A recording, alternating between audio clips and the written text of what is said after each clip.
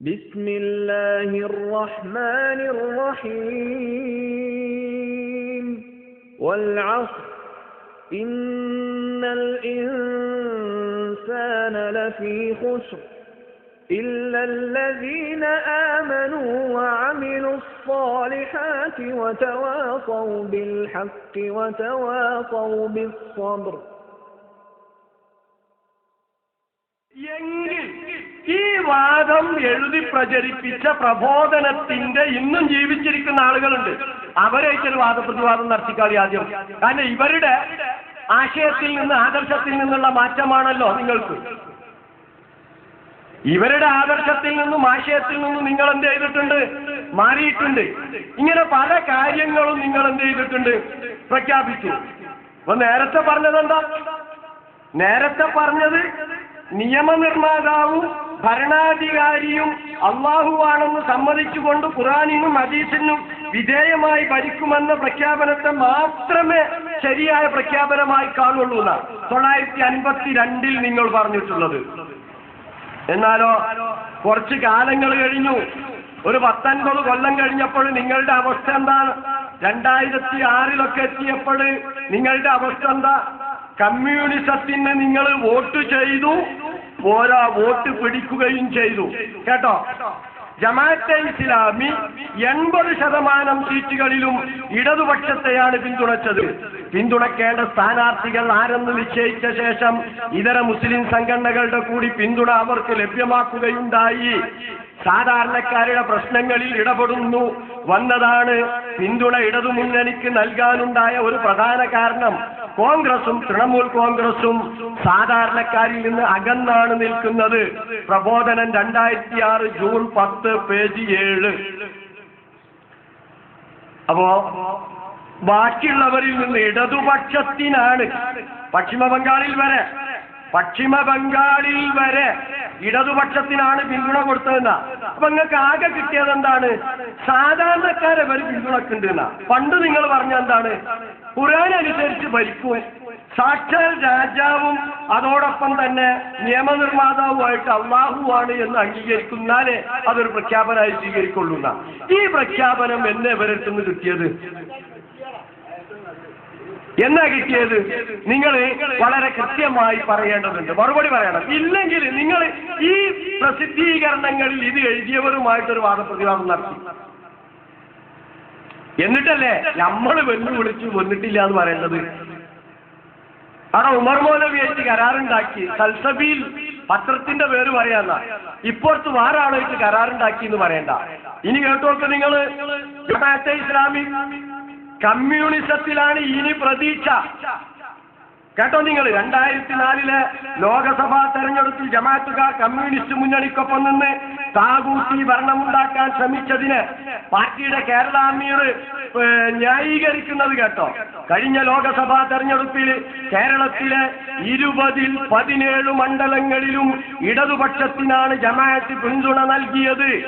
കേന്ദ്രത്തിൽ വർഗീയ രാഷ്ട്രീയത്തിനെതിരെ ഒരു സമ്മർദ്ദ ശക്തിയാകാൻ അവർക്ക് കഴിയുമെന്നതായിരുന്നു ജമാഅത്തിന്റെ പ്രതീക്ഷ.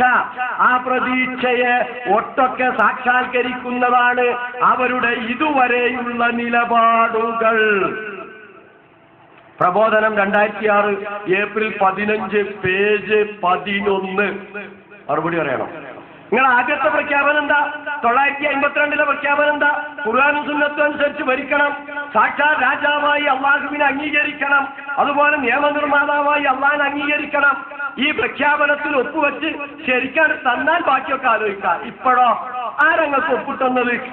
യെച്ചൂരി നിങ്ങൾക്ക് ഒപ്പിട്ടുന്നിട്ടുണ്ട്. ഇൻഷാ അല്ലാഹ് ഞാൻ വായിക്കും. അത് യെച്ചൂരി നിങ്ങളെ കുറിച്ച് പറഞ്ഞത് വളരെ കൃത്യമാണ്. നിങ്ങളുടെ അവസ്ഥ എന്താ? അപ്പൊ ഇനിയും ഒരുപാട് കാര്യങ്ങൾ സന്ദർഭം അനുസരിച്ച് ഇൻഷാ അല്ലാഹ് വായിക്കുന്നതാണ്. അപ്പൊ ഇതാണ് ജമാഅത്തെ ഇസ്ലാമി. അതുകൊണ്ട് ജമാഅത്തെ ഇസ്ലാമിക്കാരനോട് വാദപ്രതിവാദം നടത്തുന്നതിൽ ഞങ്ങൾക്ക് ബുദ്ധിമുട്ടൊന്നുമില്ല. ആ ജമാഅത്തെ ഇസ്ലാമി ഇപ്പോൾ നിലനിൽക്കുന്നുണ്ടോ എന്നത് ആലോചിച്ചാൽ മതി. കാരണം സ്ഥാപക നേതാവിനെ തന്നെ ആരിഫ് അലിയെ പോലുള്ളവർ തള്ളി പറഞ്ഞിട്ടുണ്ട്. നിങ്ങളെ കണ്ടിട്ടുണ്ടാവില്ല, നമ്മളെടുത്തുണ്ട്, വായിച്ചു കേൾപ്പിച്ചറാം. ഇന്നത് നിലനിൽക്കുന്നുണ്ടോ എന്ന് ആലോചിച്ചാൽ മതി. അതല്ല ഒരു രാഷ്ട്രീയ പാർട്ടിയാണോ നിലനിൽക്കുന്നത്?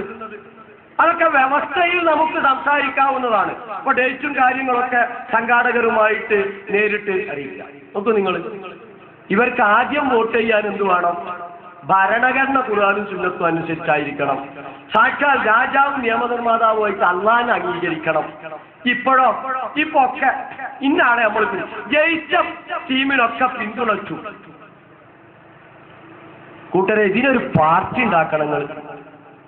എന്നാല് ബഹുമാന്യനായ കാരക്കുന്നുണ്ട്, ബഹുമാന്യനായ പണ്ഡിതൻ കാരക്കുന്ന്, അദ്ദേഹം പറഞ്ഞെന്താ അറിയോ? 2 തരം വോട്ടുണ്ട്. നിങ്ങൾ ചെയ്യുന്ന വോട്ടൊക്കെ ശിർക്ക്, നമ്മൾ ചെയ്യുന്ന വോട്ടൊക്കെ തൗഹീദ്.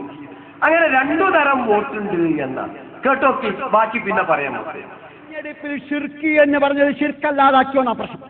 പിന്നെ നയപരമായ പ്രശ്നം അതാണ്. ജമാഅത്തെ ഇസ്ലാമി പറഞ്ഞിരുന്നു, നിങ്ങൾ വോട്ട് ചെയ്യലും തെരഞ്ഞെടുപ്പിൽ പങ്കെടുക്കലും ശിർക്കാണെന്ന് പറഞ്ഞല്ലോ. ഇപ്പോൾ നിങ്ങൾ വോട്ട് ചെയ്യുന്നത് മാത്രമല്ല, അഹമഹിമയാ നിങ്ങൾ മുന്നോട്ട് പോകുന്നു എന്നാണ്. എന്ന് പറഞ്ഞാൽ ഇതാണ് ചോദ്യം. അതുകൊണ്ട് നിങ്ങൾ ഇങ്ങനെ ശിർക്ക് ഹലാലാക്കിയോ ഹറാം ഹലാലാക്കിയോ? ജമാഅത്തെ ഇസ്ലാമി ശിർക്കാണെന്ന് പറഞ്ഞു. ഇന്നും ശിർക്കാണ്, ഇന്നലെയും ശിർക്കാണ്, നാളെയും ശിർക്കാണ്. എന്താ ശിർക്കാന്ന് പറഞ്ഞത്? ഒരു സംശയം നിങ്ങൾക്ക് വേണ്ട. ഒരാൾ ദൈവേതര ഭരണവ്യവസ്ഥയ്ക്ക് കീഴിൽ, കേട്ടോളൂ, ദൈവേതര ഭരണവ്യവസ്ഥയ്ക്ക് കീഴിൽ ദൈവേതര ഭരണവ്യവസ്ഥ നടത്തേണ്ടതിനായി തെരഞ്ഞെടുപ്പിൽ മത്സരിക്കുകയും അസംബ്ലിയിൽ പോവുകയും ചെയ്യുന്ന പക്ഷം അത് തൗഹീദിന് വിരുദ്ധവും അനനുവദനീയവുമാണ്. ഇന്ത്യൻ ജമാഅത്തെ ഇസ്ലാമി 27 വർഷം എന്നതാണ് ഉദ്ധരിച്ചത് നമ്മളെ സാക്ഷാൽ മുജാഹിദുകളുടെ പത്രം. എന്താ സംഭവം? അനിസ്ലാമിക വ്യവസ്ഥ, അല്ലെങ്കിൽ ദൈവേതര വ്യവസ്ഥ, അല്ലെങ്കിൽ ജാഹിലിയ വ്യവസ്ഥ, അല്ലെങ്കിൽ താവൂത്ത് വ്യവസ്ഥ, എന്ത് പറഞ്ഞാലും വേണ്ട, അള്ളാഹുവിന്റെ വ്യവസ്ഥ അല്ലാത്ത വ്യവസ്ഥ. ആ വ്യവസ്ഥ സ്ഥാപിക്കാനോ നിലനിർത്താനോ ഉദ്ദേശിച്ചോ ലക്ഷ്യം വെച്ചോ ഇലക്ഷനിൽ പങ്കെടുക്കുന്നോ വോട്ട് രേഖപ്പെടുത്തുന്നോ ശിർക്കാണ്, തൗഹീദിനെതിരാണ്, അനിസ്ലാമികമാണ്. ഇന്നലെയാണ്, ഇന്നാണ്, നാളെയാണ്, മറ്റന്നാളുമാണ്, ഖിയാമത്ത് നാൾ വരെയാണ്. മാറൂല. ഒന്നുകൂടി നിങ്ങൾ പറഞ്ഞോളൂ. അനിസ്ലാമിക വ്യവസ്ഥ, അല്ലെങ്കിൽ ദൈവേതര വ്യവസ്ഥ, അല്ലെങ്കിൽ ജാഹിലിയ വ്യവസ്ഥ സ്ഥാപിക്കാനോ നിലനിർത്താനോ ഉദ്ദേശിച്ചോ ലക്ഷ്യം വെച്ചോ ഇലക്ഷനിൽ പങ്കെടുക്കുന്നോ വോട്ട് രേഖപ്പെടുത്തുന്നോ തൗഹീദിനെതിരാണ്, അനനുവദനീയമാണ്, നിഷിദ്ധമാണ്, പാടില്ലാത്തതാണ്. അപ്പൊ ചോദിക്കുന്നു, എല്ലായിടത്തും പറഞ്ഞോ?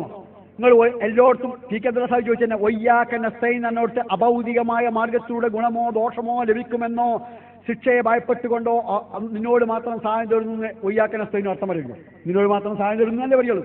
പിന്നെ കുസൃതി ചോദ്യം ഉണ്ടാവുമ്പോൾ മറുപടി പറയുന്നു. അതാ കുസൃതി ചോദ്യം ഉണ്ടാവുമ്പോൾ ഇവിടെ ഞങ്ങൾ മറുപടി പറഞ്ഞിരിക്കുന്നു. അതാണ് ഈ അനിസ്ലാമിക വ്യവസ്ഥ സ്ഥാപിക്കാനോ നിലനിർത്താനോ ഉദ്ദേശിച്ചോ ലക്ഷ്യം വെച്ചോ ഇലക്ഷനിൽ പങ്കെടുക്കുന്നതും വോട്ട് രേഖപ്പെടുത്തുന്നതും തൗഹീദിനെതിരാണ്, അനിസ്ലാമികമാണ്, സംശയമേ ഇല്ല. എന്നും അങ്ങനെയാണ്. ജമാഅത്ത് ഇസ്ലാമിക്കാർ അനിസ്ലാമിക വ്യവസ്ഥ സ്ഥാപിക്കാനോ നിലനിർത്താനോ ഉദ്ദേശിച്ചോ ലക്ഷ്യം വെച്ചോ വോട്ട് ചെയ്തിട്ടില്ല, ചെയ്യൂല ചെയ്യാമെന്നാണ്. എന്തിനാ ജമാഅത്ത് ഇസ്ലാമിക്കാർ വോട്ട് ചെയ്യുന്നത്? ജമാഅത്ത് നേരത്തെ പറഞ്ഞു, ഈ രാജ്യത്തെ മർദ്ദിതരായ മതന്യൂനപക്ഷങ്ങൾ, മുസ്ലിങ്ങൾ ഉൾപ്പെടെയുള്ള മതന്യൂനപക്ഷങ്ങളുടെ മുഖ്യമായ താല്പര്യ സംരക്ഷണത്തിനും അവിടെ സാംസ്കാരിക അസ്തിത്വ വ്യക്തിത്വ പരിരക്ഷണത്തിനും ഈ രാജ്യത്തെ മൗലിക ധാർമ്മിക മൂല്യങ്ങളുടെ നിലനിൽപ്പിനും വേണ്ടിയാണ് ജമാഅത്ത് ഇസ്ലാമി ഈ രാജ്യത്ത് വോട്ട് ചെയ്യുന്നത്. അനിസ്ലാമിക വ്യവസ്ഥ സ്ഥാപിക്കാൻ നിർത്താൻ ഉദ്ദേശിച്ച ലക്ഷ്യം വെച്ചില്ല. അപ്പൊ 2 തരം ലക്ഷ്യമുണ്ട്. ലക്ഷ്യമനുസരിച്ച് കാര്യം മാറും. നിങ്ങൾക്ക് വേഗം പറഞ്ഞാൽ മനസ്സിലാവും. ഞാൻ അവിടെ ഒരു പാമ്പിന്റെ ചിത്രം വരച്ചാൽ ശിർക്കാണോ? ശിർക്കാണോ? അല്ല. നാഗദേവതയെ പ്രതിനിധീകരിച്ച് ഞാനൊരു പാമ്പിനെ ചിത്രം വരച്ചാലോ? ഞാൻ നാഗദേവതയാണ് വരയ്ക്കുന്നെങ്കിലോ? 2 പാമ്പിന്റെ ചിത്ര. ഒന്ന് കലാകാരന്റെ ചിത്രരചനയാണെങ്കിൽ മറ്റൊന്ന് മുശ്രിക്കിന്റെ ഷിർക്കിന്റെ രചനയാ. മനസ്സിലായ കാര്യം? ഒന്ന് കലാകാരന്റെ ചിത്രരചനയാണ്. ഞാൻ ബോർഡിൽ ഒരു പാമ്പിന്റെ ചിത്രം വരച്ചാൽ ഒരു കലാകാരന്റെ ചിത്രമാണ്. പക്ഷേ നാഗദേവതയുടെ ചിത്രമാണ് ഞാൻ വരയ്ക്കുന്നതെങ്കിൽ ഒരു മുശ്രിക്കിന്റെ ഷിർക്കിന്റെ രചന. ഞാൻ വീട്ടിലെ മൂടി ഒരു കല്ല് കുടിച്ചിട്ടാ ഒരു കല്ല വേണമെങ്കിൽ കുട്ടിയാക്കായ്മ പോയിരിക്കാം. പക്ഷേ അത് പ്രതിമയോ പ്രതിഷ്ഠയോ പൂജാവസ്തു ആണെങ്കിൽ ഷിർക്കിന്റെ പ്രതീകമാണ്. ഞാൻ പലിശ വാങ്ങിയാൽ ഹറാമാണ്. പക്ഷേ സാമ്പത്തിക കാര്യം എൻ്റെ ദുന്യാവിന്റെ കാര്യമാണ്, അവിടെ ഞാൻ എൻ്റെ ഇഷ്ടം പോലെ ചെയ്യുമെന്ന് വിചാരിച്ചുകൊണ്ട് പലിശ വാങ്ങിയാൽ ഷിർക്കാണ്. കൈക്കൂലി വാങ്ങിയാൽ ഹറാമാണ്. പക്ഷേ സ്വത്ത് സാമ്പത്തിക കാര്യം എൻ്റെ ദുന്യാവിന്റെ കാര്യമാണ്, ഭൗതിക കാര്യ ജീവിതത്തിന്റെ കാര്യമാണ്. പ്രവാചകൻ പറഞ്ഞിരിക്കുന്നു, അന്തും ആലമയൂരി ദുന്യാക്കും ദുന്യാക്കും എന്ന്. അതുകൊണ്ട് ഞാൻ അത് വിചാരിച്ച് ഞാൻ കൈക്കൂലി വാങ്ങിയാൽ അതെന്റെ ദുന്യാവിന്റെ കാര്യമായാലും മതം ഇടപെടാതെ വിചാരിച്ച് കൈക്കൂലി വാങ്ങിയാൽ ശിർക്കാണ്, അല്ലെങ്കിൽ ഹറാമാണ്. നമസ്കാരം അല്ലാഹുവിന് വേണ്ടി നിർവഹിച്ചാൽ ഇബാദത്ത്, അശ്രദ്ധമായി നിർവഹിച്ചാൽ ഹറാം, ജനം കാണാൻ വേണ്ടി നിർവഹിച്ചാൽ ശിർക്ക്. അതുപോലെ വോട്ട് അനിസ്ലാമിക വ്യവസ്ഥ സ്ഥാപിക്കാനോ നേർത്താനോ ഉദ്ദേശമോ ലക്ഷ്യം വെച്ചോ ചെയ്താൽ ശിർക്ക്, ഇസ്ലാമിന്റെ മുസ്ലിങ്ങളുടെ മുഖ്യ താല്പര്യ സംരക്ഷണത്തിന് വേണ്ടി ചെയ്താൽ ഇബാദത്ത്, ഖബറിലുള്ളവരോട് പ്രാർത്ഥിക്കാൻ പോയാൽ ശിർക്ക്, ഖബറിലുള്ളവർക്ക് വേണ്ടി പ്രാർത്ഥിക്കാൻ പോയാൽ ഇബാദത്ത്. മനസ്സിലായോ? ഖബറിലുള്ളവരോട് പ്രാർത്ഥിക്കാൻ പോയാൽ ശിർക്ക്, ഖബറിലുള്ളവർക്ക് വേണ്ടി പ്രാർത്ഥിക്കാൻ പോയാൽ ഇബാദത്ത്. അനിസ്ലാമിക വ്യവസ്ഥ സ്ഥാപിക്കാനോ നേർത്താനോ ഉദ്ദേശിച്ചുകൊണ്ട് ലക്ഷ്യം വെച്ചും വോട്ട് ചെയ്യാൻ പോയാൽ ശിർക്ക്, ഇസ്ലാമിക സമൂഹത്തിന്റെ താല്പര്യ സംരക്ഷണത്തിനോ മൗലിക മൂല്യങ്ങളുടെ സംരക്ഷണത്തിനോ ചെയ്താൽ ഇബാദത്ത്. ഇതന്നെ സംഭവം, ഇതാ സംഭവം. ഇത് മനസ്സിലാകാത്തതിനെ പറ്റില്ലല്ലോ. ഇത്രയൊക്കെ നിയ്യത്തിനെ കുറിച്ച് അറിയാത്തവരും നമ്മൾ ഇതാണ് സംഭവം. ഏതാ സംഭവം? ജമാഅത്തെ ഇസ്ലാമി ചെയ്ത വോട്ട് അത് തൗഹീദ്. കാരണം എന്താ? അത് അനിസ്ലാമിക വ്യവസ്ഥ നിലനിർത്താൻ വേണ്ടിയല്ല, അതുകൊണ്ട് അത് തൗഹീദ്. നിങ്ങളൊക്കെ ബാക്കിയുള്ള മുസ്ലിങ്ങൾ, ജമാഅത്തുകാരൊഴികെ ബാക്കിയുള്ള മുസ്ലിങ്ങൾ മുഴുവൻ ചെയ്ത വോട്ട് അനിസ്ലാമിക വ്യവസ്ഥ നിലനിർത്താൻ വേണ്ടിയാണ്, അതുകൊണ്ട് അത് ശിർക്ക്. ആലോചിക്കണം. അപ്പോൾ ബാക്കിയുള്ള ജമാഅത്തുകാരല്ലാത്ത മുസ്ലിങ്ങൾ മുഴുവൻ രാവിലെ പോളിംഗ് ബൂത്തിന് പോയിട്ട് വോട്ട് ചെയ്തത് ഇത് അനിസ്ലാമിക വ്യവസ്ഥ നിലനിർത്താൻ. ജമാഅത്തെ ഇസ്ലാമിക്കാരൻ പോയി വോട്ട് ചെയ്തത് ഇത് ഇസ്ലാമിക വ്യവസ്ഥ നിലനിർത്താൻ എന്നുള്ള നിയ്യത്തോടുകൂടി. ഒന്ന് തൗഹീദ്, ഒന്ന് ശിർക്കും. എന്നിട്ട് ഉദാഹരണങ്ങൾ പറഞ്ഞു തുടങ്ങുക. എന്താ അവസാനം പറഞ്ഞു നോക്കുക? അല്ലാഹുവിന് വേണ്ടി നമസ്കരിച്ചാൽ അത് ഇബാദത്ത്, അശ്രദ്ധമായി നമസ്കരിച്ചാൽ അത് ഹറാമ്, ആളുകളെ കാണാൻ വേണ്ടി നമസ്കരിച്ചാൽ അത് ശിർക്ക്. ശരിയാ, കുഴപ്പമൊന്നുമില്ല. അപ്പം അത് അല്ലാഹുവിന് വേണ്ടി ജമാഅത്തുകാരൻ നമസ്കരിച്ചാലും ബാക്കിയുള്ള മുസ്ലിങ്ങൾ നമസ്കരിച്ചാലും അത് ഇബാദത്ത് തന്നെ. അത് തിരിച്ചറിയണം ആദ്യം. അശ്രദ്ധമായി ജമാഅത്തുകാരൻ നമസ്കരിച്ചാലും മറ്റുള്ളവർ നമസ്കരിച്ചാലും അത് ഹറാം തന്നെയാണ്. രണ്ടും ഹറാമാണ്. ആളുകളെ കാണിക്കാൻ വേണ്ടി ജമാഅത്തുകാരൻ നമസ്കരിച്ചാലും മറ്റുള്ളവർ നമസ്കരിച്ചാലും അത് ശിർക്ക് തന്നെയാണ്. അതിൽ വ്യത്യാസമില്ല. ഇവിടെ തന്നെയാണ് പ്രശ്നം.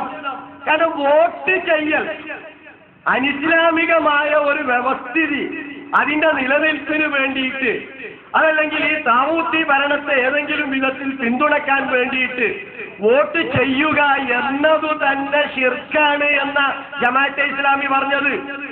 ആ ശിർക്ക് പിന്നെ ജമാഅത്തുകാരൻ ചെയ്യുമ്പോൾ തൗഹീദും ബാക്കിയുള്ളവർ ചെയ്യുമ്പോൾ ശിർക്കും ആവുന്നത് എങ്ങനെ? ശിർക്ക് ആര് ചെയ്താലും ശിർക്ക് തന്നെ, ഹറാമ് ആര് ചെയ്താലും ഹറാം തന്നെയാണ്. പക്ഷെ ഞങ്ങൾക്ക് ആ വാദമില്ല. ജമാഅത്തെ ഇസ്ലാമിക്കാരനാണ് ആ വാദം പറഞ്ഞത്. 952 നിങ്ങളുടെ പ്രബോധനം ഞാൻ വായിച്ചു. നിങ്ങളുടെ വാദം എന്താ? സാക്ഷാൽ രാജാവും നിർമ്മാതാവുമായി അല്ലാഹുവിനെ അംഗീകരിക്കണം, പരിശുദ്ധ ഖുർആനും തിരുസുന്നത്തുമായിരിക്കണം ഭരണഘടന. ഈ പ്രഖ്യാപനം നടക്കണം. ഈ പ്രഖ്യാപനത്തെ മാത്രമേ ജമാഅത്തെ ഇസ്ലാമി അംഗീകരിക്കുള്ളൂ എന്നാ. ഞങ്ങൾ ആ വാദം ഉന്നയിച്ചിട്ടില്ല. ചോദിക്കട്ടെ, ഇത് തിരുത്തി നിങ്ങൾ പറഞ്ഞ രീതിയിലുള്ള ഒരു പ്രഖ്യാപനം അച്യുതാനന്ദന്റെ അടുത്തുനിന്നുണ്ടായിരുന്നോ? അല്ല ഉമ്മൻചാണ്ടിന്റെ അടുത്തുനിന്നുണ്ടായിരുന്നോ? കുഞ്ഞാലിക്കുട്ടി സാഹിബിന്റെ അടുത്തുനിന്നുണ്ടായിരുന്നോ? K M മാണിന്റെ അടുത്തുനിന്നുണ്ടായിരുന്നോ? അതല്ല അപ്പുറത്ത് മൻമോഹൻ സിംഗിന്റെ അടുത്തുനിന്നുണ്ടായിരുന്നോ? അതല്ല പിണറായി വിജയന്റെ അടുത്തുനിന്നുണ്ടായിരുന്നോ? ആരടുത്തുനിന്നുണ്ടായത്? നിങ്ങൾ പറഞ്ഞ പോലുള്ള ഒരു പ്രഖ്യാപനം. അപ്പൊ നിങ്ങളാണ് വോട്ട് ചെയ്യൽ ശിർക്ക്. ഈ രീതിയിലുള്ള ജനാധിപത്യത്തെയും മതേതരത്വത്തെയും കണിശമായി എതിർത്തത്. അതാണ് നമ്മളുടെ മൂല പ്രശ്നങ്ങളെന്ന് സമൂഹത്തെ തെറ്റിദ്ധരിപ്പിച്ചത് നിങ്ങളാണ്. അപ്പൊ നിങ്ങൾ ചെയ്ത വോട്ട് ശിർക്കും തൗഹീദും വേറുള്ളവർ ചെയ്തത് ശിർക്കും. എങ്ങനെ വോട്ട് ചെയ്യൽ തന്നെ ശിർക്ക് ഞങ്ങൾ പറഞ്ഞു. അപ്പൊ ശിർക്കായ ഒരു കാര്യം ഒരാൾ ചെയ്യുമ്പോൾ ശിർക്കും, ഒരാൾ ചെയ്യുമ്പോൾ തൗഹീദും ആവുക. കള്ളുകൂടി ജമാഅത്തെ ഇസ്ലാമിക്കാരൻ ചെത്തു തൊഴിലാളിക്ക് ഒരു ഉപകാരം ആയിക്കോട്ടെ, ഓന് 4 പണം കിട്ടിക്കോട്ടെ, ഓൻ കുടിച്ചു കുറച്ചു, അത് കുഴപ്പമില്ല. കാരണം എന്താ?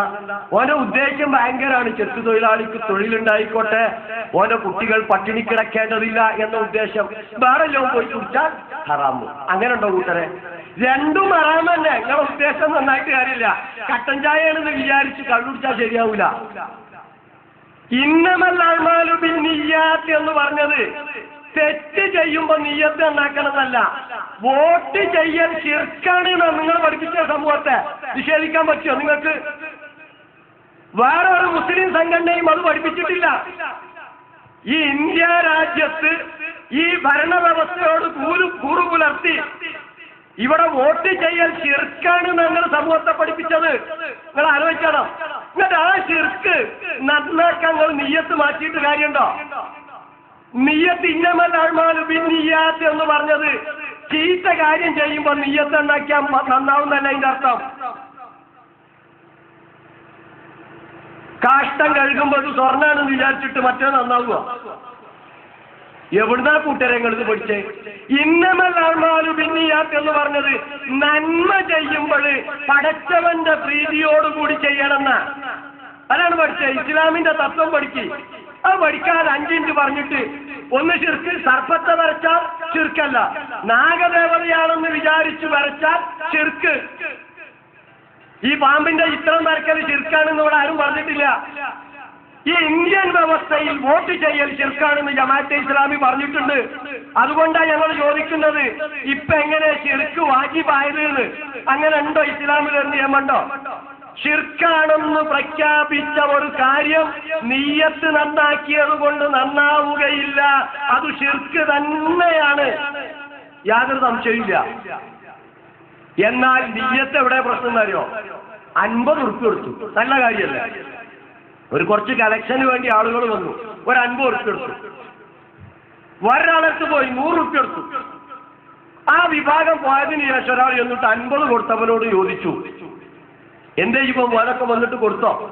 ആ കൊടുത്തു, ഞാനൊരു 50 ഉറുപ്പിക എടുത്തു. അത് നല്ലൊരു കാര്യത്തിനല്ലേ, പാവപ്പെട്ട രോഗിക്ക് മരുന്ന് വാങ്ങാനല്ലേ, അള്ളാന്റെ അടുക്കൽ നിന്ന് പുണ്യം കിട്ടുമല്ലോ. ആ അൽഹംദുലില്ലാഹ്, ആ രീതിയിൽ ആൾ 50 ഉറുപ്പിക കൊടുത്തു, ആൾക്ക് പുണ്യുണ്ട്. മറ്റേ ആൾ 100 ഉറുപ്പിക കൊടുത്തവനോട് ചോദിച്ചു, എന്തേ കൊടുത്തത്? അതോ ആ പ്രസിഡന്റും സെക്രട്ടറി ഒക്കെ ഉണ്ടായിരുന്നു, മറ്റേ ആ വാർഡ് മെമ്പറും ഉണ്ടായിരുന്നു. ഓരൊന്നായിട്ട് വന്നു, ഇപ്പൊ എന്താ ഇപ്പൊ ചെയ്യ, കൊടുക്കല്ലാതെ എന്ത് കാട്ടാനാ? ഞാനൊരു 100 ഉറുപ്പിക കൊടുത്തു, കടക്കട്ടെ പോയി. കണ്ടോ, അവിടെയാണ് ആ നിയ്യത്ത്. ഇന്നമൽ അഅ്മാലു ബിന്നിയ്യാത്ത്. ശിർക്കാണ് എന്ന് പ്രഖ്യാപിച്ച ഒരു കാര്യം നിയ്യത്ത് മാറ്റിയോണ്ട് നന്നാവില്ല കൂട്ടരെ. നിങ്ങൾ എവിടുന്ന ഇസ്ലാം ദീൻ പഠിച്ചത്?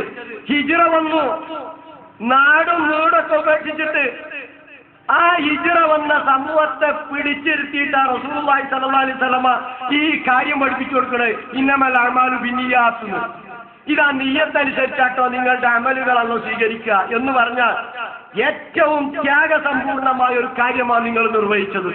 ഹിജ്റ, പ്രവാചകന്റെ റസൂലിന്റെ കൂടെ റസൂലിനോടൊപ്പം നിൽക്കാൻ, ഈമാൻ അനുസരിച്ച് ജീവിക്കാൻ നിങ്ങൾ നാടും വീടും കുടുംബവും ഉപേക്ഷിച്ചു പോന്നു. പക്ഷേ ആരുടെയെങ്കിലും ഹിജ്റ പടച്ചവന്റെ പ്രീതി ആഗ്രഹിച്ചുകൊണ്ടാണെങ്കിൽ അവൻ അതിന്റെ പ്രതിഫലം കിട്ടും. ആരുടെയെങ്കിലും ഹിജ്റ കല്യാണം ഉദ്ദേശിച്ചു കൊണ്ടാണെങ്കിൽ കല്യാണം നടക്കും. മനസ്സിലായോ? എന്താ പറഞ്ഞത്? ഏറ്റവും വലിയൊരു സംഭവം, നന്മ, ചരിത്രത്തിൽ തുല്യതയില്ലാത്ത സംഭവം. പക്ഷെ ചിലരൊക്കെ ഹിജ്റ പോകുന്നപ്പോ അവരുടെ മനസ്സിലുണ്ടായിരുന്നത്, ഞാൻ കല്യാണം കഴിക്കാൻ ഉദ്ദേശിച്ച പെണ്ണ് ഏതായാലും പോയി, പിന്നെ ഞാൻ ഇവിടെ നിന്നിട്ടെന്താ? ഞാൻ കല്യാണം കഴിക്കാൻ ഉദ്ദേശിച്ച പുരുഷൻ ഏതായാലും പോയി, പിന്നെ ഞാൻ ഇവിടെ നിന്നിട്ടെന്താ? ആ ചിന്തയോടുകൂടി പോകുന്നവരുണ്ട്, ഹിജ്റന്റെ കൂലി കിട്ടൂലാണ്. അപ്പൊ നിയ്യത്ത് നന്നാക്കേണ്ടത് അത് നന്മ ചെയ്യുമ്പോഴാണ്.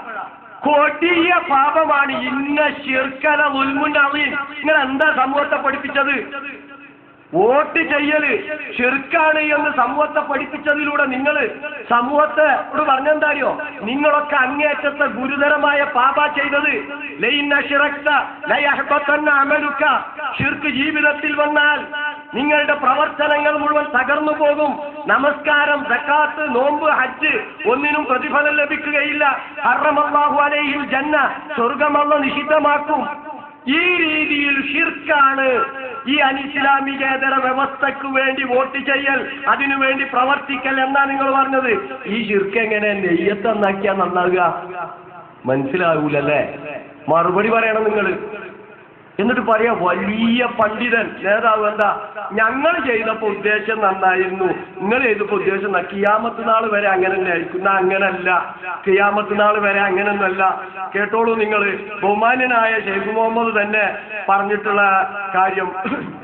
കഴിഞ്ഞ 32 വർഷത്തിനിടയിൽ ഇന്ത്യൻ ജമാഅത്തെ ഇസ്ലാമിയുടെ ഒരംഗവും ഒരു MP-യോ MLA-യോ എന്നു വേണ്ട പഞ്ചായത്ത് മെമ്പർ പോലും ആയിട്ടില്ല, ആകാൻ ശ്രമിച്ചിട്ടുമില്ല. നല്ല തന്നെ. രാഷ്ട്രീയ ലക്ഷ്യമായിരുന്നുവെങ്കിൽ ഇഖാമത്തുദ്ദീനിന് ശ്രമിക്കുന്നതിനു പകരം നിലവിലുള്ള ഏതെങ്കിലും ഒരു പാർട്ടിയുടെ മുദ്രാവാക്യം അംഗീകരിച്ച് അവരോടൊപ്പം ചേരുകയാണ് വേണ്ടിയിരുന്നത്.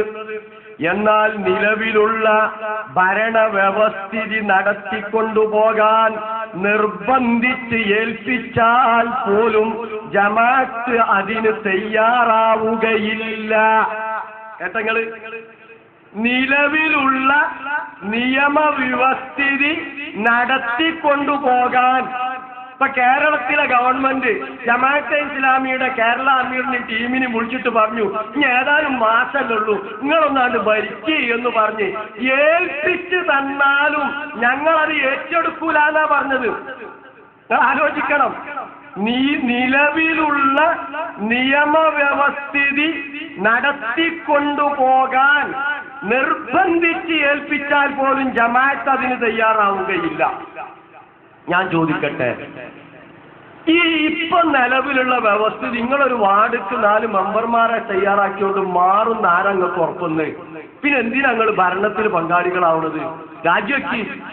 ഏതാനും ചില്ലറ സീറ്റൊക്കെ കിട്ടിയെന്നല്ല രാജിവെച്ച് പോരി. നിങ്ങൾ എന്ത് അടിസ്ഥാനത്തിലാ? ഇനി കേട്ടോ, നിങ്ങൾ അങ്ങനെ പ്രഖ്യാപിച്ചാല് എന്തായിരിക്കും അവസ്ഥ അറിയോ? അധികാരം നൽകാമെന്ന് പറഞ്ഞ ഖുറൈശി പ്രമുഖരോട് നബി സല്ലല്ലാഹു അലൈഹി വസല്ലമ പറഞ്ഞ മറുപടി ആവർത്തിച്ച് പ്രഖ്യാപിക്കുകയും ചെയ്യും. കാരണം ജമാഅത്തെ ഇസ്ലാമി ആഗ്രഹിക്കുന്നത് നിലവിലുള്ള വ്യവസ്ഥകൾക്ക് പകരം ഇസ്ലാമിന്റെ സംസ്ഥാപനമാണ്. തെറ്റിദ്ധരിക്കപ്പെട്ട ജമാഅത്തെ ഇസ്ലാമി പേജ് 44 ഷെയ്ഖ് മുഹമ്മദ് കാരക്കുന്ന് ഇപ്പ പ്രസംഗിച്ച ആ മാന്യദേഹ ഇതും പറഞ്ഞത് കണ്ടോ? നിങ്ങൾ വോട്ട് ചെയ്തത് കൊണ്ട് നിലവിലുള്ള വ്യവസ്ഥിതിക്ക് എന്തു മാറ്റാണ്ടായത്? നിലവിലുള്ള വ്യവസ്ഥിതി നിർബന്ധിച്ച് നിങ്ങളെ കൈക്കുമ്പിളിൽ അത് വെച്ചെന്നാലും നിങ്ങൾ അംഗീകരിക്കൂലെന്നാ. എവിടെയാ വ്യവസ്ഥിതി മാറിയത്? നിങ്ങൾ വിശദീകരിക്കണം. പ്രസിദ്ധീകരണങ്ങളുണ്ട്, എഴുത്തുകാരുണ്ടെന്ന് കരുതി എന്തെങ്കിലും എഴുതിവിടാൻ പാടില്ല. നിങ്ങൾ ഭരണം ഏറ്റെടുക്കണമെങ്കിൽ നിങ്ങളുടെ ലക്ഷ്യം എന്താ അറിയോ? ജമാഅത്തെ ഇസ്ലാമിയുടെ ലക്ഷ്യം വിശദീകരിച്ചിട്ടാണ് പറഞ്ഞത്. പകരം ഇസ്ലാമിന്റെ സംസ്ഥാപനമാണ്. കേരളത്തിൽ നിലവിലുള്ള, ഇന്ത്യയിൽ നിലവിലുള്ള ഏതു രാഷ്ട്രീയ പാർട്ടിയാണ് നിങ്ങൾക്ക് ഇവിടെ ഇസ്ലാമിന്റെ പൂർണ്ണമായ സംസ്ഥാപനം നടത്തിത്തരാന്ന് ഉറപ്പൊന്ന്? എന്നിട്ടല്ല നിങ്ങൾ വോട്ട് ചെയ്യാൻ പോകേണ്ടത്. ഷിർക്കാണെന്ന് പറഞ്ഞാൽ നന്നാക്കിയാൽ നന്നാവില്ല, നീയത്ത് നന്നാക്കിയോണ്ട് നന്നാവില്ല. മാത്രമല്ല കിട്ടിയാൽ തന്നെ ഏൽപ്പിച്ചെന്നാൽ തന്നെ ഏറ്റെടുക്കൂലെന്നാ പറഞ്ഞത്. പിന്നെ എന്തിനാ ഞങ്ങൾ വോട്ട് ചെയ്തത്? അപ്പൊ ഷിർക്കും ചെയ്തു, എന്നാലും അതൊക്കെ ഏറ്റെടുക്കൂല ഞങ്ങൾ പറഞ്ഞത്. അപ്പൊ ആലോചിക്കണം. ജമാഅത്തെ ഇസ്ലാമി ഇത്തരത്തിലുള്ള ആദർശ വൈരുദ്ധ്യങ്ങളുടെ കലവറയാണ് എന്ന് സാധാരണക്കാർ മനസ്സിലാക്കണം. ഇനി പറയട്ടെ, ഈ പറഞ്ഞ കാര്യങ്ങളൊക്കെ ഇവിടെ മുജാഹിദുകൾ എവിടെ പറഞ്ഞിട്ടുള്ളത്? ഇത്തരത്തിലുള്ള വിദണ്ഡവാദങ്ങൾ, ഇസ്ലാമിക വിരുദ്ധമായ വാദങ്ങൾ എവിടെയാ പറഞ്ഞിട്ടുള്ളത്? മുജാഹിദ് പ്രസ്ഥാനം എവിടെ പറഞ്ഞിട്ടുള്ളത്? നോക്കൂ നിങ്ങൾ. പ്രവാചകൻ അബൂതാലിബുമായി സഹകരിച്ചിട്ടില്ല. ബനൂ ഖുറൈളക്കാരും ബനൂ നളീറുകാരുമായിട്ട് കരാർ ഒപ്പുവെച്ചിട്ടില്ല പ്രവാചകൻ.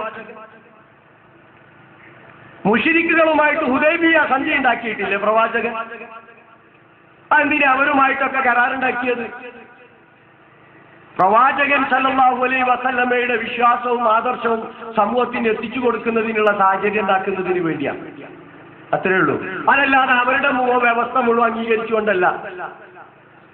കാലാകാലങ്ങളിൽ വന്ന മുസ്ലിങ്ങൾ മുഴുവൻ മുജാഹിദ് പ്രസ്ഥാനവും ഇത്രേ കണ്ടിട്ടുള്ളൂ.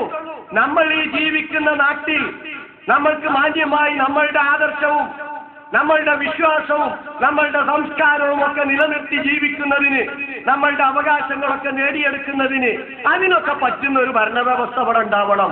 ആ രീതിയിൽ ഇതിനോട് എല്ലാ മുസ്ലിങ്ങളും സഹകരിച്ചിട്ടുണ്ട്. അതല്ലാതെ ഇപ്പോൾ നിലവിലുള്ള എല്ലാ വ്യവസ്ഥകളും 100% ശരിയാണ് എന്ന് പറഞ്ഞുകൊണ്ടല്ല. ഇനി നേരത്തെ കാരക്കുന്ന് പറഞ്ഞത് അള്ളാഹു നിശ്ചയിച്ചിട്ടില്ലാത്ത ഒരു വ്യവസ്ഥയും ജമാഅത്തെ ഇസ്ലാമി അംഗീകരിക്കൂലാണ് അള്ളാഹ് നിശ്ചയിച്ചിട്ടില്ല. ഹജ്ജിന് പോകണം, ഹജ്ജൊക്കെ വലിയ പടക്കളാണെന്നൊക്കെ നിങ്ങൾ പഠിപ്പിച്ചിട്ടുണ്ടല്ലേ നിങ്ങൾ? ശരി, ഹജ്ജിന് പോകണം, അതിന് പാസ്പോർട്ട് വേണമെന്ന് എവിടെ അള്ളാഹ് നിശ്ചയിച്ച വ്യവസ്ഥ? നിങ്ങൾ പറഞ്ഞ ഒരൊറ്റ ചോദ്യം, എവിടെ അള്ളാഹ് നിശ്ചയിച്ചിട്ടുള്ള വ്യവസ്ഥ? പാസ്പോർട്ട് വേണം. ഞങ്ങളൊന്ന് പോയാട്ടെ, ഇത് അള്ളാഹ് നിശ്ചയിക്കാത്ത വ്യവസ്ഥയാണ്, ഞാൻ പാസ്പോർട്ട് ഒന്നും എടുക്കൂല, ഇസ്ലാംകാരി 5 ഹജ്ജ്, എനിക്ക് പോയേ മതിയാകും എന്ന് പറഞ്ഞിട്ടൊന്ന് പോയാട്ടെ. നിങ്ങളെ പടക്കള അവിടെ അല്ല കാണേണ്ടത്, ജംറയിലല്ലല്ലോ. അള്ളാഹ് നിശ്ചയിച്ച വ്യവസ്ഥയാണോ വിസയും പാസ്പോർട്ടൊക്കെ? അള്ളാഹ് നിശ്ചയിച്ച വ്യവസ്ഥക്കെതിരായി എന്തുണ്ടായാലും ഞങ്ങളതിന് വോട്ട് ചെയ്യൂല. ഒരു കള്ളുകൂടി പലിശയും ചൂതാട്ടും മാത്രമൊന്നുമല്ലല്ലോ, വേറെ ഒരുപാട് കാര്യങ്ങളുണ്ട്. നിങ്ങൾ നികുതി അടക്കണം അല്ലേ, ഐഡന്റിറ്റി കാർഡ് വേണം, ഇതൊക്കെ ഇവിടെ അള്ളാഹ് ഖുർആനിലും സുന്നത്തിലും നിശ്ചയിച്ചിട്ടുണ്ട് ഈ വ്യവസ്ഥ. അള്ളാന്റെ ഭൂമി വിശാലല്ല കൂട്ടർ, എവിടെയെങ്കിലും പോയിക്കോളി. ഇപ്പൊ ജമാഅത്തെ ഇസ്ലാമിക്കാരൻ ഇത്തരത്തിലുള്ള അനിസ്ലാമികമായ വാദങ്ങൾ ഉന്നയിച്ച് സമൂഹത്തെ തെറ്റിദ്ധരിപ്പിക്കരുത്. ഇതാണ് ഞങ്ങൾക്ക് പറയാനുള്ളത്. നിങ്ങൾ വോട്ട് ചെയ്താലും ഞങ്ങൾ വോട്ട് ചെയ്താലും കുഴപ്പമൊന്നുമില്ല, നിങ്ങളൊന്ന് പ്രഖ്യാപിച്ചാൽ മതി. തെറ്റു പറ്റിപ്പോയി കൂട്ടരെ, അത് അന്ന് ഇത്തരത്തിലുള്ള വോട്ടിംഗ് ഒക്കെ ശിർക്കാണ്, അതല്ല പിന്നെ മൂല്യം നോക്കി വേണം എന്നൊക്കെ ഞങ്ങൾ പറഞ്ഞിരുന്നത്, അത് തെറ്റായിപ്പോയി, അത് നിങ്ങൾ വിട്ടേക്ക്, ഇപ്പൊ ഞങ്ങൾക്ക് കാര്യം ബോധ്യപ്പെട്ടിട്ടുണ്ട് എന്നു എവിടെങ്കിലും ഒന്ന് എഴുതി കഴിഞ്ഞാൽ തീർന്നു പ്രശ്നം. അതല്ലാത്തേടത്തോളം കാലം നിങ്ങൾ ആ വാദത്തിൽ നിലനിന്നുകൊണ്ട് തന്നെ ഇന്ത്യ രാജ്യത്തെ തെരഞ്ഞെടുപ്പുകളിൽ പങ്കെടുക്കുമ്പോൾ ഞങ്ങൾ ചോദിക്കും. കാരണം നിങ്ങളെ രക്ഷപ്പെടുത്താനാ നിങ്ങൾ ശിർക്കാന്ന് പറഞ്ഞ കാര്യങ്ങൾ ചെയ്യുന്നത്. ശിർക്ക് ചെയ്താൽ ഹറമല്ലാഹു അലൈഹിൽ ജന്ന, സ്വർഗ്ഗം അല്ലാഹു നിഷിദ്ധാക്കും. ഇപ്പൊ ശിർക്കാണ് എന്ന് പറഞ്ഞ് ആ ശിർക്ക് തന്നെ ചെയ്യാൻ പാടില്ലല്ലോ. ശിർക്ക് നെയ്യത്ത് നന്നാക്കിയാൽ ശിർക്ക് തൗഹീദാവൂല, അതൊക്കെ തെറ്റിയായിരിക്കും വേണ്ട. ഇസ്ലാമിലെ നെയ്യത്ത് നല്ല കാര്യം ചെയ്യുമ്പോൾ അതിനെക്കുറിച്ചാണ് നെയ്യത്ത് വേണ്ടത്, അള്ളാഹിനെ കുറിച്ചുള്ള ആ പ്രതിഫലത്തെ കുറിച്ചുള്ള പ്രതീക്ഷ വേണ്ടത്, ആ നല്ല ചിന്ത ഉണ്ടാവേണ്ടത്. ഇപ്പൊ ഈ തരത്തിൽ ഇനി ആലോചിച്ച് നോക്കൂ, ഇനി ഇസ്ലാമിന്റെ സഹകരണം നോക്കും. മുസ്ലിങ്ങളോട് അള്ളാഹ് കൽപ്പിച്ചതെന്താ? ഈ നാട്ടിലെ ഏതൊക്കെ വ്യവസ്ഥകളുമായിട്ട് മുസ്ലിങ്ങൾക്ക് സഹകരിക്കാം? സൂറത്തു മുംതഹിനയിലെ 8ാമത്തെ വചനത്തിൽ ലാ യൻഹാകുമുല്ലാഹു അനില്ലദീന ലം യുഖാതിലൂകും ഫിദ്ദീൻ വലം യുഖ്രിജൂകും മിൻ ദിയാരികും. അല്ലാഹ് വിലക്കുന്നില്ല, അല്ലാഹ് എതിർക്കുന്നില്ല, അല്ലാഹ് നിരോധിക്കുന്നില്ല. എന്തിന്? അനില്ലദീന ലം യുഖാതിലൂകും ഫിദ്ദീൻ, മതത്തിന്റെ കാര്യത്തിൽ നിങ്ങളോട് യുദ്ധം ചെയ്യാൻ വരാത്തവരോട്, വലം യുഖ്രിജൂകും മിൻ ദിയാരികും, ആ മതത്തിന്റെ പേരിൽ നിങ്ങളെ വീട്ടിൽ നിന്ന് പുറത്താക്കിയിട്ടില്ലാത്തവരോടും, അന്തബറൂഹും വതുഖ്സിതു ഇലൈഹിം ഇന്നല്ലാഹ യുഹിബ്ബുൽ മുഖ്സിതീൻ, അവരുമായി പരസ്പരം സഹകരിക്കുന്നതിന്, അവരുമായിട്ടുള്ള പല വിധത്തിലുള്ള സഹകരണങ്ങളൊന്നും അല്ലാഹ് വിലക്കുന്നില്ല. നിങ്ങൾ അവരോട് നീതി പാലിക്കണം, അവർക്ക് നന്മ ചെയ്തു കൊടുക്കണം, പുണ്യം ചെയ്തു കൊടുക്കണം. ഇതാണ് ഈ നാട്ടിലെ വ്യവസ്ഥിതിയുമായിട്ട് ഒരു മുസ്ലിം സഹകരിക്കേണ്ടതിന്റെ മാനദണ്ഡമായിട്ട് ഖുർആൻ പഠിപ്പിച്ചിട്ടുള്ളത്, ഇസ്ലാം പഠിപ്പിച്ചിട്ടുള്ളത്. അഥവാ മതത്തിന്റെ പേരിൽ യുദ്ധം ചെയ്യാൻ വരുന്നവരോട്, ആ മതത്തിന്റെ പേരിൽ നിങ്ങളുടെ നാട്ടിൽ നിന്ന് പുറത്താക്കിയവരോട് നിങ്ങൾ അവരോട് ആ രീതിയിൽ സഹകരിക്കേണ്ടതില്ല. അടുത്ത ആയത്ത് ആരോട് സഹകരിക്കണം ഖുർആൻ കൃത്യമായി പറഞ്ഞിട്ടുണ്ട്. ഇത് ഖുർആനിൽ ഇല്ലാഞ്ഞിട്ടല്ല, പക്ഷെ ജമാഅത്തെ ഇസ്ലാമി അത് വികലമായി അവതരിപ്പിക്കുകയാണ് ചെയ്തത്. നോക്ക്, ഈ തരത്തിൽ വികലവാദങ്ങൾ ഉന്നയിക്കുന്നവർ മുജാഹിദ് പ്രസ്ഥാനത്തിന്റെ പേരിൽ ഉന്നയിച്ച ഏറ്റവും വലിയൊരു കള്ളാരോപണം എന്താണ്? നിങ്ങൾ സ്വാതന്ത്ര്യ സമരത്തെ മുജാഹിദ് പ്രസ്ഥാനം എതിർത്തു. സ്വാതന്ത്ര്യ സമരത്തെ മുജാഹിദ് പ്രസ്ഥാനം എതിർത്തു, അത് ഫർമാണെന്ന് പറഞ്ഞു. എന്നിട്ടോ ലീഗിൽ ചേരണമെന്ന് കൽപ്പിച്ചു. വസ്തുത എന്താ? നിങ്ങൾ ശരിക്കും ശ്രദ്ധിച്ചു കേൾക്കണം. ബഹുമാന്യനായ സുഹൃത്ത് അൽ മുർഷിദ് വായിക്കുകയാണ്. 938 അൽ മുർഷിദ് ലക്കം 3 വാള്യം 3 ലക്കം 11 435 36 പേജുകൾ എന്ന് പറഞ്ഞിട്ട് വായിക്കുകയാണ്. വായിക്കുമ്പോഴോ ആദ്യം വായിച്ച പാരഗ്രാഫിനു ശേഷം 20ഓളം വരികൾ വിട്ടുകളഞ്ഞിട്ടാണ് വായിച്ചത്. വീണ്ടും വരികൾ വിട്ടുകളഞ്ഞിട്ട് തലയും വാലുമൊക്കെ മുറിച്ച് ഖണ്ഡിച്ച് തനിക്ക് ആവശ്യമുള്ളത് മാത്രം എടുത്ത് വായിച്ചു. എന്നാലോ അതിൽ പോലും കാണുകയില്ല സ്വാതന്ത്ര്യ സമരത്തെ മുജാഹിദ് പ്രസ്ഥാനം എതിർത്തു. നിങ്ങളൊന്ന് കേട്ടു നോക്ക് അദ്ദേഹത്തിന്റെ പ്രസംഗം. സ്വാതന്ത്ര്യത്തെ മുജാഹിദ് പ്രസ്ഥാനം എതിർത്തു എന്നാണ് കാര്യമായ ഒരു ആരോപണം ഉന്നയിച്ചിട്ടുള്ളത്. നമ്മൾ മനസ്സിലാക്കണം. അത് മാത്രമല്ല, മുസ്ലിം ലീഗിന്റെ മുജാഹിദ് പ്രസ്ഥാനത്തിന്റെ ചരിത്രം മുഹമ്മദ് അലി ജിന്നയെ ഒരു ഭാഗത്ത് പിന്തുണച്ചു, പാകിസ്ഥാൻ വാദത്തെ പിന്തുണച്ചു, മുഹമ്മദ് അലി ജിന്നയെ നേതാവാക്കി വെച്ചു. കോൺഗ്രസിനെയും ഗാന്ധിജിയെയും നെഹ്റുവിനെയും കോൺഗ്രസിന്റെ നേതൃത്വത്തിൽ നടന്ന ഇന്ത്യൻ സ്വാതന്ത്ര്യ സമരത്തെയും മുജാഹിദ് പ്രസ്ഥാനം വിമർശിച്ചു. ഞാൻ വെറുതെ പറയുകയല്ല. 1938 മാർച്ചിലെ ജിൽദ് 3 ലക്കം 11 അൽ മുർഷിദ് വാള്യം 3 ലക്കം 11 1938 മാർച്ച് പേജ് 435 436 ഇതിലെ ഒരു ഭാഗം ഞാൻ വായിക്കാം. എന്താണ് മുജാഹിദ് പ്രസ്ഥാനം സ്വാതന്ത്ര്യ സമരത്തോട് കൈക്കൊണ്ട നിലപാട്, ഇന്ത്യൻ നാഷണൽ കോൺഗ്രസിനോട് കൈക്കൊണ്ട നിലപാട്? സഹോദരന്മാരെ, നിങ്ങളെല്ലാവരും ഇന്ന് ഇന്ത്യയിലും ലോകത്തിന്റെ മറ്റു ഭാഗങ്ങളിലും നടന്നുകൊണ്ടിരിക്കുന്ന പ്രധാന സംഭവങ്ങളെ നല്ലവണ്ണം അറിയുക. ഈ സംഭവങ്ങളിൽ നിങ്ങൾ ചിന്തിക്കുക. നിങ്ങളുടെ ഫർളുകൾ എന്തൊക്കെയാണെന്ന് ഓർമ്മ വെച്ച് പ്രവർത്തിക്കുക. ഫർള് മതപരമായ പ്രയോഗമാണ്. അതാണ് മുജാഹിദ് സംഘടന നടത്തുന്നത്, അല്ലെങ്കിൽ ജംഇയ്യത്തുൽ ഉലമ നടത്തുന്നത്, മുജാഹിദ് പ്രസ്ഥാനത്തിന്റെ പണ്ഡിത സംഘടനയായ ജംഇയ്യത്തുൽ ഉലമ നടത്തുന്നത്. കോൺഗ്രസിലെ ഈ നേതാക്കൾ ഇന്ത്യ രാജ്യത്തെ ഒരു ഭയങ്കരമായ ആപത്തിലേക്ക് തള്ളുകയാണെന്ന് ബുദ്ധിയുള്ളവർക്ക് മനസ്സിലാക്കുവാൻ പ്രയാസമില്ല.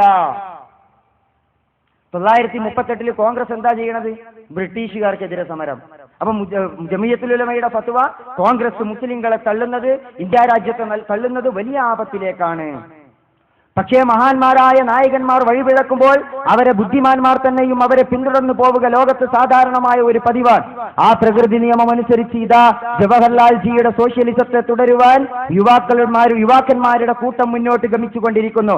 അവരുടെ ഉദ്യമം വിജയിക്കുന്ന പക്ഷം അതിന് ഇടവരാതിരിക്കട്ടെ, ഇന്ത്യയുടെ ഭരണം സോഷ്യലിസ്റ്റ് പാർട്ടി കരസ്ഥമാക്കും. അതിന് വിരോധികളായി ഹിന്ദുക്കളിൽ നിന്ന് വലിയ ശക്തി ഉത്ഭവിക്കുകയും ചെയ്യും.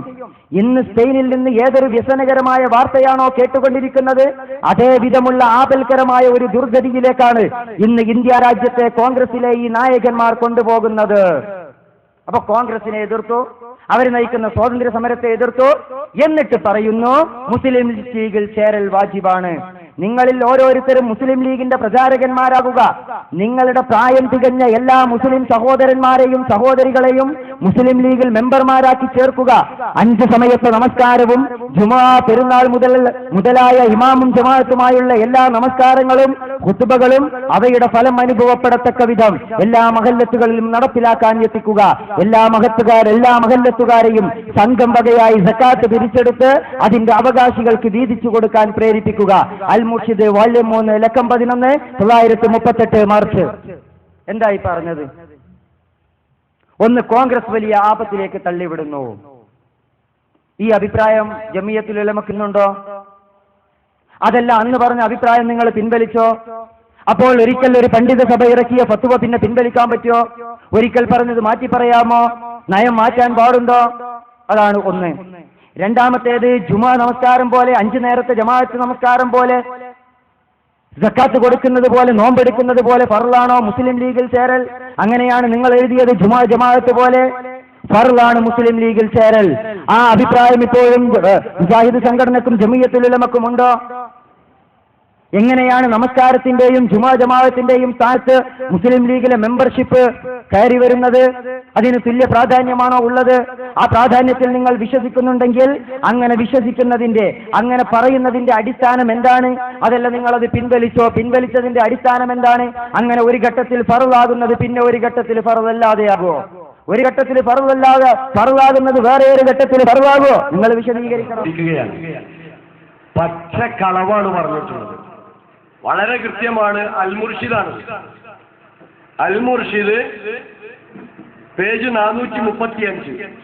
ഇയാള് പറഞ്ഞ 1938 ഒരുപാട് അൽ മുർഷിദുകൾ ഉൾക്കൊള്ളുന്നതാണ്.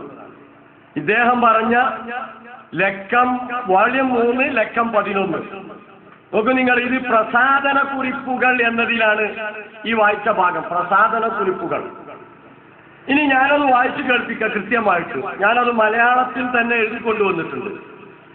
ഇയാള് വളരെ ഭാഗങ്ങൾ വിട്ടുകളഞ്ഞു. നോക്കൂ നിങ്ങൾ സഹോദരന്മാരെ, നിങ്ങൾ എല്ലാവരും ഇന്ന് ഇന്ത്യയിലും ലോകത്ത് മറ്റു ഭാഗങ്ങളിലും നടന്നുകൊണ്ടിരിക്കുന്ന പ്രധാന സംഭവങ്ങളെ നല്ലവണ്ണം അറിയുക.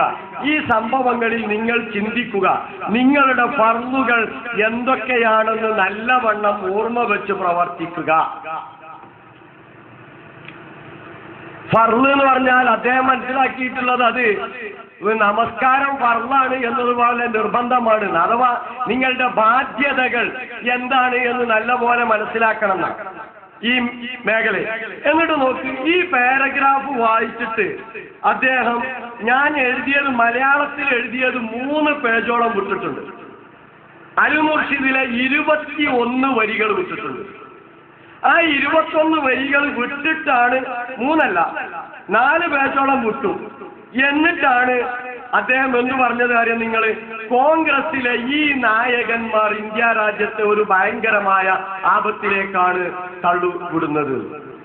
അതിന്റെ മുമ്പുള്ളത് ഞാൻ വായിച്ചതാ. ആദ്യം വായിച്ച പാരഗ്രാഫ്. സഹോദരങ്ങളെ, ഹിജ്റ 1356 കൊല്ലം ഇതാ നമ്മെ വിട്ടുപിരിയുന്നു.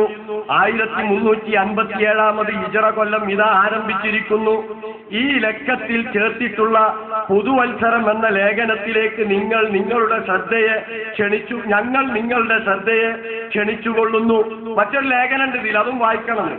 സഹോദരങ്ങളെ, ഇന്ന് എവിടെയും മനുഷ്യരുടെ ശ്രദ്ധയെ ആകർഷിച്ചിരിക്കുന്ന ഏക പ്രശ്നം സാമ്പത്തിക കുഴപ്പം, മുതലാളി തൊഴിലാളി വഴക്ക്, ജന്മി കുടിയാൻ വാദം, കാർഷിക തൊഴിലാളി പ്രശ്നം എന്നീ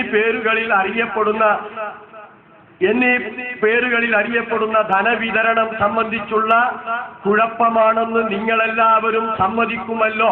അന്ന് നാട്ടിലുണ്ടായിരുന്ന പ്രധാനപ്പെട്ട പ്രശ്നം. എന്നാൽ ഇന്ത്യയിലെ കോൺഗ്രസ് നേതാക്കന്മാർ നോക്ക് നിങ്ങൾ, എന്നിട്ട് വിശദീകരിക്കുക. എവിടെയാ ഇത് സ്വാതന്ത്ര്യ സമരത്തെ എതിർത്തത് വിശദീകരിക്കണം നിങ്ങൾ.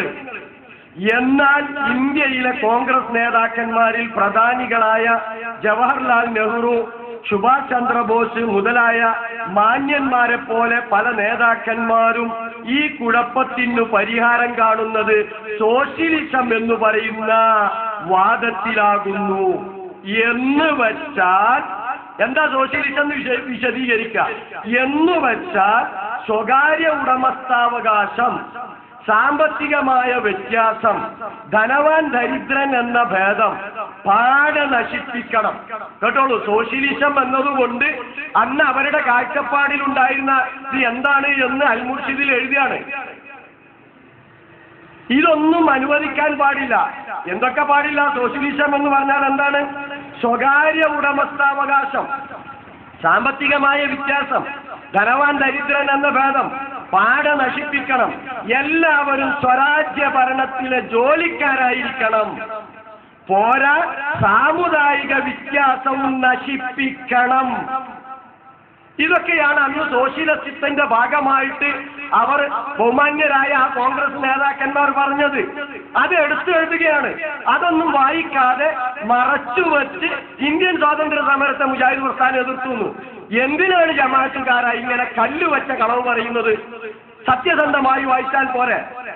അപ്പൊ നമുക്ക് സാമുദായിക വ്യത്യാസവും നശിപ്പിക്കണം. ഇന്ത്യയുടെ സ്വരാജ് എന്നതിനെ ആ നേതാക്കന്മാർ വിശദീകരിക്കുന്ന അർത്ഥത്തിലും അത് ഉൾപ്പെട്ടിരിക്കുന്നു. ഈ നില ഇന്ത്യയിൽ വരുത്തുവാനാണ് ഇന്ന് അവർ പരിശ്രമിക്കുന്നത്. 938 അവസ്ഥ, ഇന്ന് അവരുടെ പരിശ്രമം അതിനാണ്.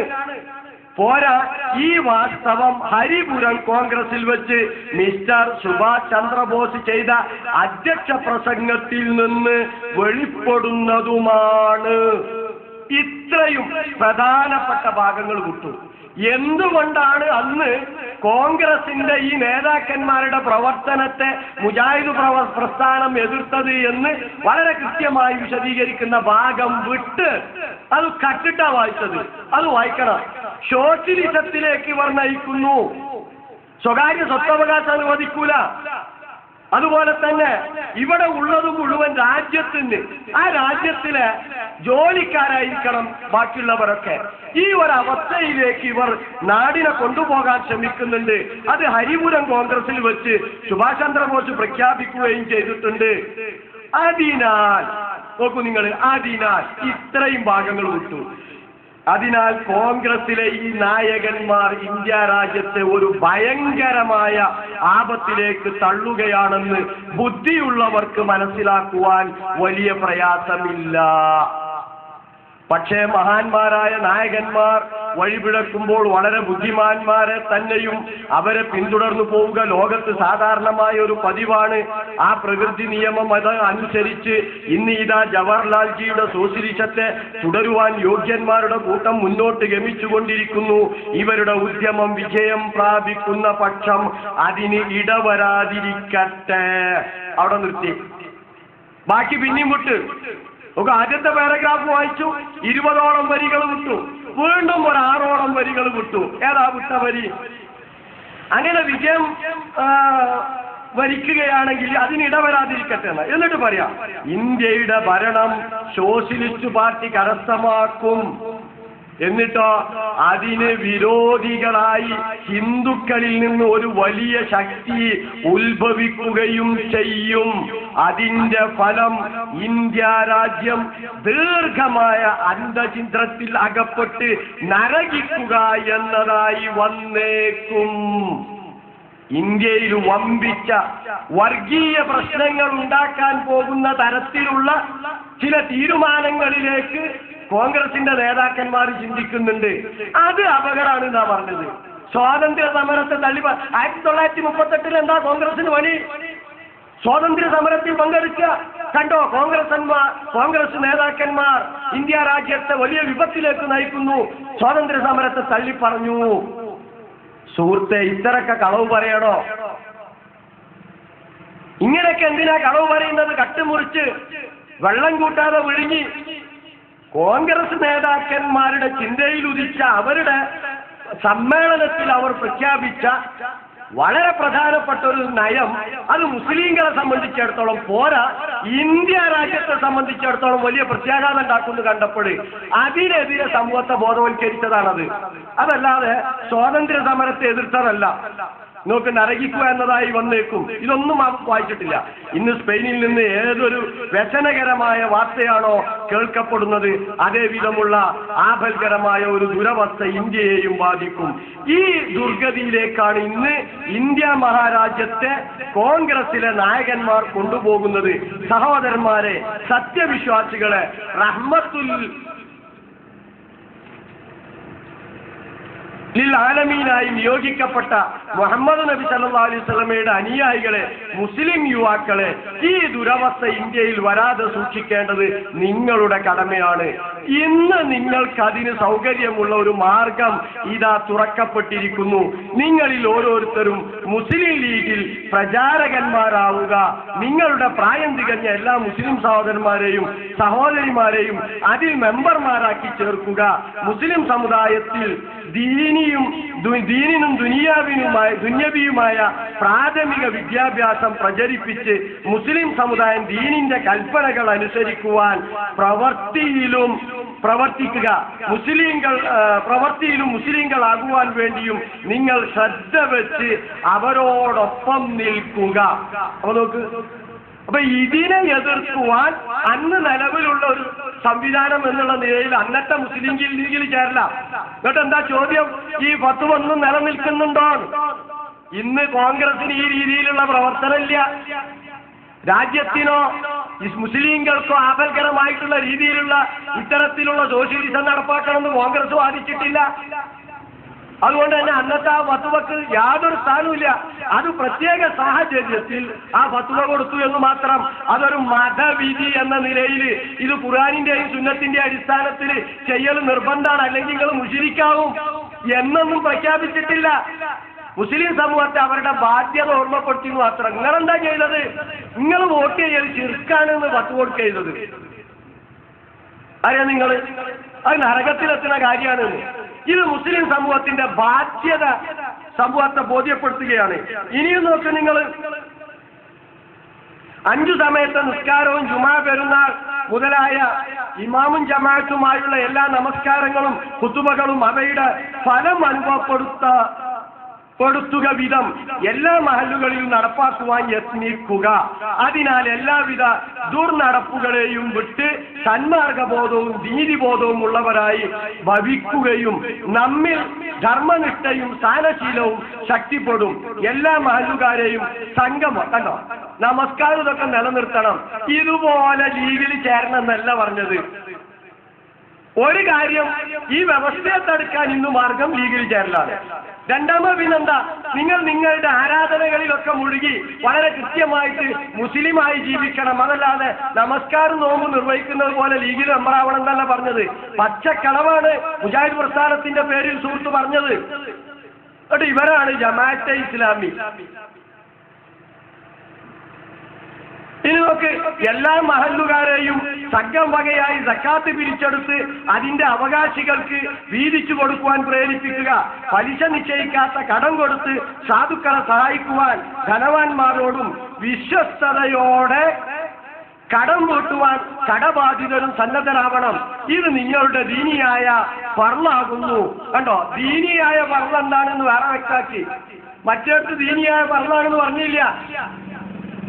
സക്കാത്ത് പിരിച്ചെടുക്കലും അത് നൽകലും, ധനവാന്മാർ സാധുക്കൾക്ക് കടം കൊടുക്കാൻ പലിശയില്ലാതെ കടം കൊടുക്കാൻ അവരെ പ്രേരിപ്പിക്കലും, കടം വാങ്ങിയവര് ധനവാന്മാർക്ക് അത് തിരിച്ചു കൊടുക്കലൊക്കെ അവരുടെ ദീനിയായ ചുമതലയാണ്. അത് സമൂഹത്തെ ബോധ്യപ്പെടുത്തുകയാണ്. പിന്നെ ദീനിയായ ഫർളാകുന്നു. ഇങ്ങനെയുള്ള സാധു സംരക്ഷണം മുസ്ലിം ലീഗ് സംഘം മുഖേന നടപ്പിൽ വരുത്തണം. മുസ്ലിങ്ങൾ പലിശ, കോടതി മുതലായ എല്ലാ ഹറാമുകളിൽ നിന്നും പിന്മാറണം. ഇസ്ലാമിനെ അനുസരിച്ചുള്ള ഈ സാമ്പത്തിക സംഘടന നാം നമ്മുടെ ഇടയിൽ നടപ്പിൽ വരുത്തണം. എന്നാൽ മുതലാളി തൊഴിലാളി വഴക്ക് മുസ്ലിങ്ങളുടെ ഇടയിലുണ്ടെങ്കിൽ അത് നശിക്കും. കേട്ടോ, ഏറ്റവും വലിയ പ്രശ്നം അതാണെന്ന് നേരത്തെ പറഞ്ഞിട്ടുണ്ട് അന്ന് നാട്ടിലുള്ളത്. അപ്പോൾ കോൺഗ്രസിലെ നേതാക്കളിൽ മർക്കട മുഷ്ടിയില്ലാത്തവരെല്ലാം ഇന്നത്തെ കുഴപ്പത്തിനുള്ള പരിഹാരം ഇസ്ലാമിക സാമ്പത്തിക സംഘടനയാണെന്ന് മനസ്സിലാക്കി സ്വമേധയാ കോൺഗ്രസിനെ കൊണ്ട് സംഘത്തിനെ കോൺഗ്രസിനെ കൊണ്ട് സ്വീകരിപ്പിക്കുവാൻ അവർ തയ്യാറാകും. അപ്പോഴേ ഇന്ത്യ രാജ്യത്തെ ഈ ആപത്തിൽ നിന്ന് വീണ്ടെടുക്കുവാൻ സാധിക്കുകയുള്ളൂ.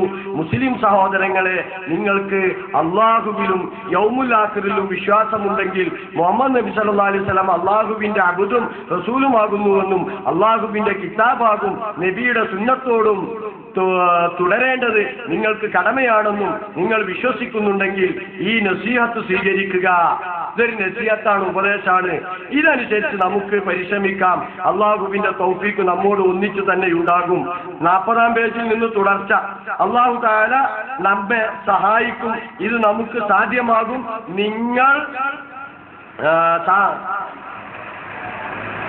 ഇത് നമുക്ക് സാധ്യമല്ലെന്ന് നിങ്ങൾ വിചാരിക്കരുത്. ഇത് നമുക്ക് സാധ്യമാണ്. ഈ മാർഗം കൊണ്ടല്ലാതെ ഇന്ത്യ രാജ്യത്ത് പൂർണ്ണ സ്വാതന്ത്ര്യം വിളയാടുകയില്ല. അതിനാൽ നമ്മുടെ നാടിന് പൂർണ്ണ സ്വാതന്ത്ര്യം അനുഭവപ്പെടണമെന്ന് ആഗ്രഹിക്കുന്ന മുസ്ലിം യുവാക്കൾ ഈ മാർഗം തുടരുക തന്നെ ചെയ്യും. അതിന് നമുക്കെല്ലാവർക്കും അല്ലാഹു തആലയുടെ അനുഗ്രഹം ഉണ്ടാവട്ടെ. ഇതാണ് അൽ മുർഷിദ് 938 വാള്യം 3 ലക്കം 11 435-ാമത്തെ പേജിൽ പറഞ്ഞിട്ടുള്ളത്. ഇത് ഒരുപാട് ഭാഗങ്ങൾ വിട്ടിട്ട് ഒരൊറ്റ വായന. എന്നിട്ടോ സ്വാതന്ത്ര്യ സമരത്തെ മുജാഹിദ് പ്രസ്ഥാനം എതിർത്തു. ആലോചിച്ചു. നമസ്കരിക്കുന്നത് പോലെ നോമ്പ് വയ്ക്കുന്നത് പോലെ ലീഗിൽ ചേരണം എന്ന് പറഞ്ഞു. എവിടെ പറഞ്ഞിട്ടുള്ളത്? അതിൽ അന്നത്തെ മുസ്ലിങ്ങൾ നേരിടുന്ന ഒരു പ്രശ്നത്തിൽ അന്നത്തെ ജമിയത്തുൽ ഉലമ ഇടപെടുകയും അവർക്ക് അതിൽ നിന്ന് രക്ഷപ്പെടാനുള്ള ഒരു മാർഗം നിർദ്ദേശിക്കുകയും ചെയ്തു. അത്രയേ ഉള്ളൂ. സ്വാതന്ത്ര്യ സമരത്തെ എതിർത്തിട്ടില്ല. വലിയ അനുകൂലിച്ച ആളായിരുന്നല്ലോ. എന്നിട്ടെന്ത് ഇതിന്റെ സ്ഥാപക നേതാവ് എന്നെ പാകിസ്ഥാനിലേക്ക് പോയത്? വിഭജനത്തെ എതിർത്ത് ഞങ്ങൾ മുജാഹിദുകൾ വിഭജനത്തെ അനുകൂലിച്ചു. ഇതേ രീതിയിൽ കട്ടുവായിക്കുകയാണ് ബാക്കിയുള്ള അൽ മുർഷിദിൽ നിന്നൊക്കെ ചെയ്തിട്ടുള്ളത്.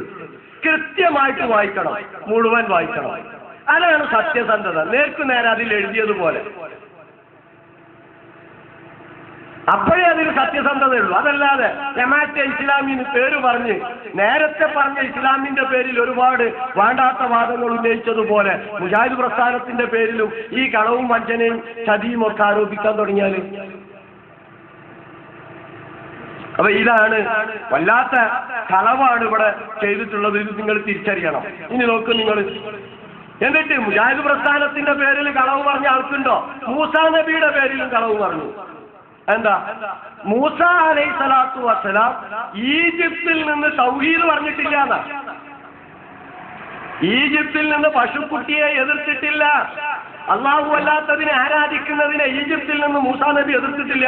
ഈജിപ്തിൽ നിന്ന് പോയിന്റ് ആയിട്ടാണ് പിന്നെന്താണ് ആ ഫറോവയുടെ രാഷ്ട്രീയ അധികാരത്തെയാണ് മൂസാ അലൈഹിസ്സലാത്തു വസ്സലാം എതിർത്തിട്ടുള്ളത് എന്നാണ് സുഹൃത്ത് കണ്ടെത്തിയിട്ടുള്ള മറ്റൊരു വാദം. നമ്പർ 9 കേട്ടു. ഒന്ന് പശുക്കുട്ടിയാണ്. പക്ഷെ മൂസാ നബിയെ നോക്ക്. മൂസാ നബിയുടെ സമൂഹത്തില് വിഗ്രഹം എന്താ? പശുപ്പന. രാഷ്ട്രീയക്കാരന്റെ അമ്മിക്കടിയിലേക്ക് വാലുതിരികി വെച്ച തൗഹീദ് മൂസാ നബിക്ക് അറിയുമായിരുന്നില്ല. എന്തൊക്കെയാ പറഞ്ഞേ? മൂസ ഫറോവ മക്ബറയായിരുന്നു, ഫറോവ മരമായിരുന്നു, ഫറോവ ജാറമായിരുന്നു, ഫറോവ സാമ്രാജ്യത്വത്തിന്റെ പ്രതീകമായിരുന്നു. ആ സാമ്രാജ്യത്വത്തോടാണ് മൂസ അലൈഹിസ്സലാത്തു വസ്സലാം പോരാടിയത്. ജമാഅത്തുകാരാ, ഖുർആൻ പഠിക്കണം. ഫറോവ സാമ്രാജ്യത്വത്തിന്റെ പ്രതീകമെന്നതിലുപരി അന റബ്ബുക്കുമുൽ അഅ്ലാ എന്ന് പ്രഖ്യാപിച്ചവനാ. ജമാഅത്തുകാരാ, ഖുർആൻ പഠിക്കണം. അന റബ്ബുക്കുമുൽ അഅ്ലാ, ഞാനാണ് അത്യുന്നതനായ ദൈവം എന്ന് പറഞ്ഞവനാ ഫറോവ. അറിയാം.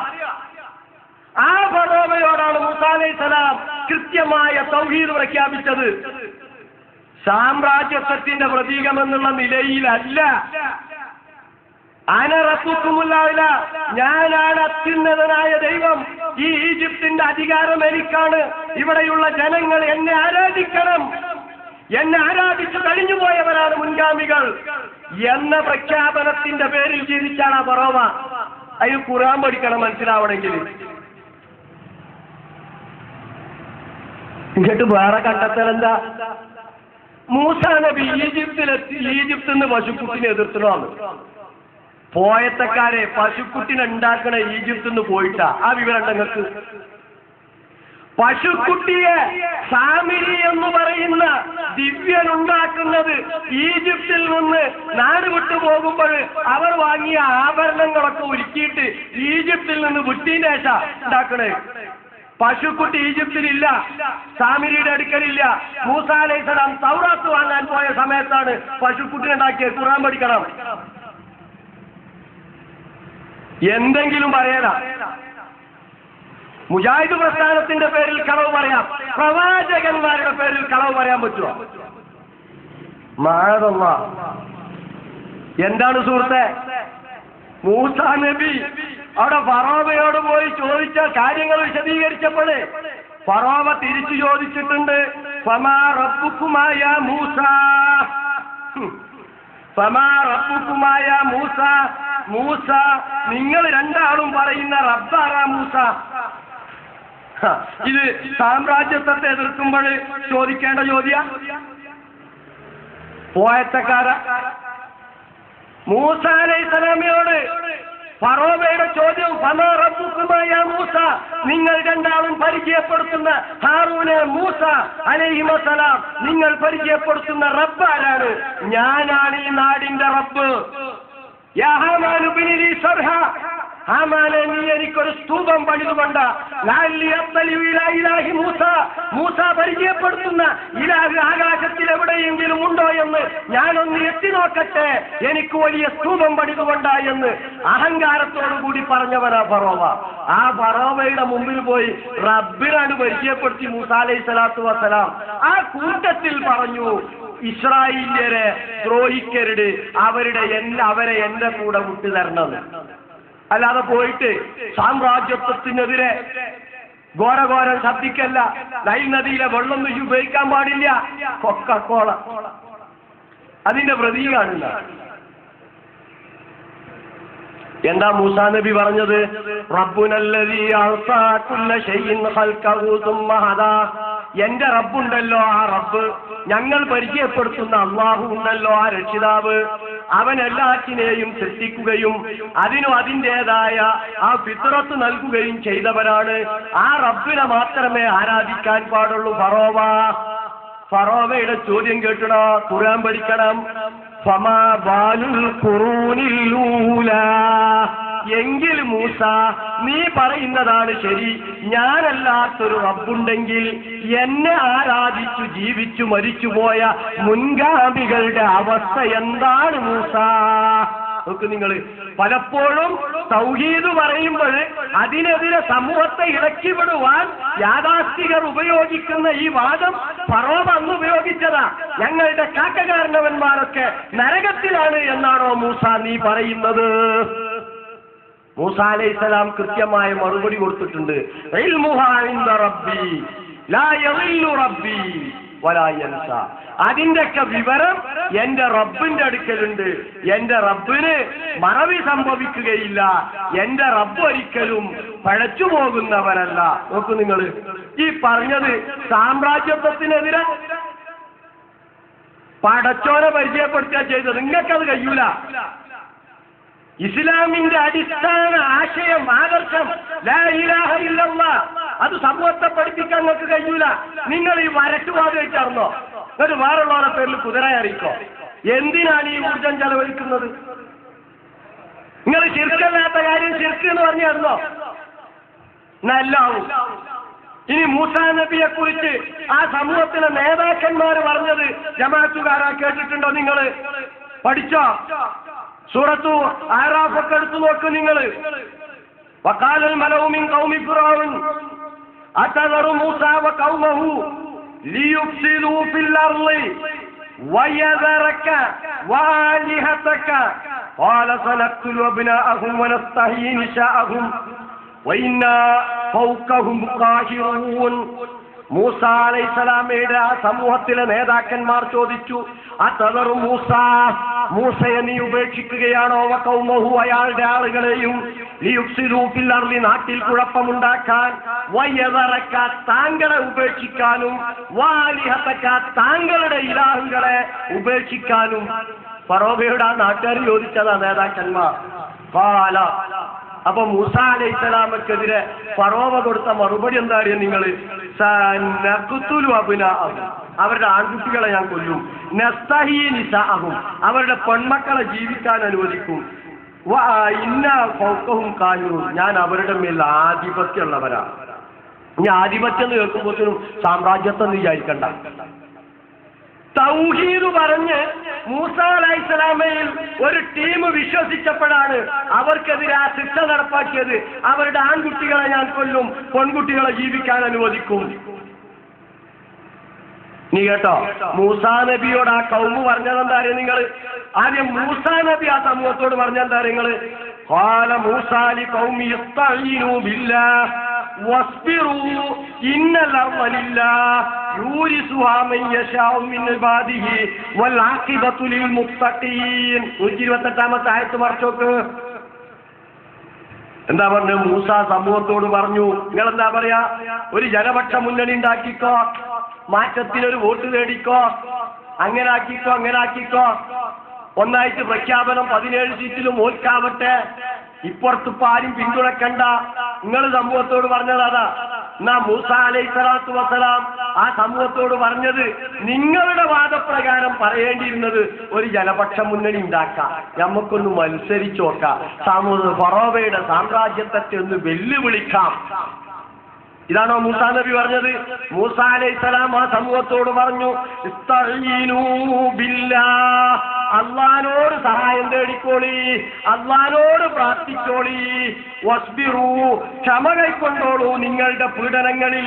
ഇന്നൽ അർള ലില്ലാഹ്, ഈ ഭൂമി അല്ലാഹുവിൻ്റെതാണ്.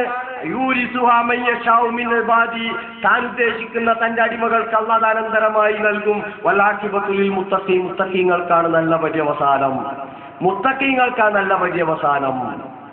മാറ്റത്തിനൊരു വോട്ട് ചെയ്യുന്നവർക്കാ നല്ല പര്യവസാനം. നിങ്ങളെ വാദം.